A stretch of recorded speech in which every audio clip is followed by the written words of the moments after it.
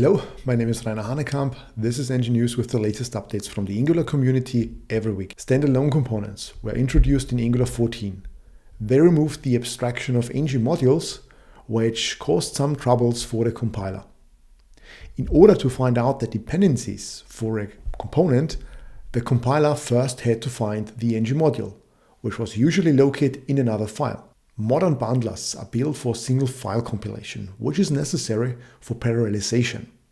That means that the best setup is always the one where all the dependencies of a component are located within a single file, not like it was with NgModules. Now, towards the path to single file compilation, another obstacle will be removed, and that's the selectors. A component's template uses selectors to reference its dependencies. The corresponding classes are imported into the TypeScript file, but that's not enough. The class name of that dependency doesn't tell you anything about its selector. So once again, the compiler can't do single file compilation because it needs to go to all the files where those classes are located and look up their selectors. The fix is simple. Why use a selector at all? Just reference the class name in the template. That's exactly the way how we have been doing it in TypeScript all the time. Additionally, if it's clear what class is used in the template, it is also more straightforward for the runtime, which leads to better performance. And this is exactly what Selectorless is all about. Selectorless is in a very early stage. Eventually, we will get an RFC with more details. At the moment, we still have a PR and some comments, some tweets from the Angular team. At the monthly Q&A session, Jeremy Elborn briefly touched on the router in the context of optional RxJS. He mentioned that the router will not become a full rewrite, but how can we take the router and add some APIs consuming router state as signals instead of observables? We haven't started working on it yet.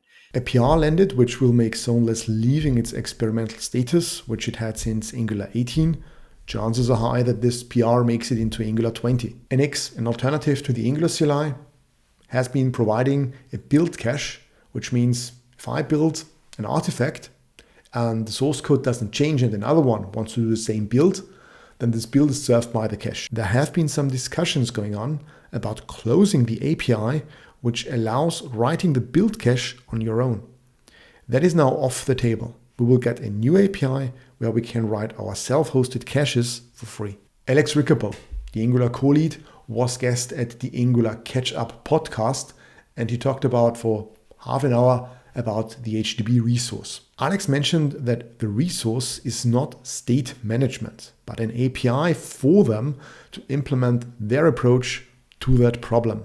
He also mentioned that we have to remember that HDB resource is eagerly loaded and not lazily like observables. There has also been an article by Younes Shahidi about testing. He suggests to lend more towards fakes instead of mocks for test doubles, and illustrated that with some quite eye-opening examples. And the German Angular conference, NGD, has announced its dates. It is going to be from November the 5th to the 7th, and the CFB has also been opened. And that's it.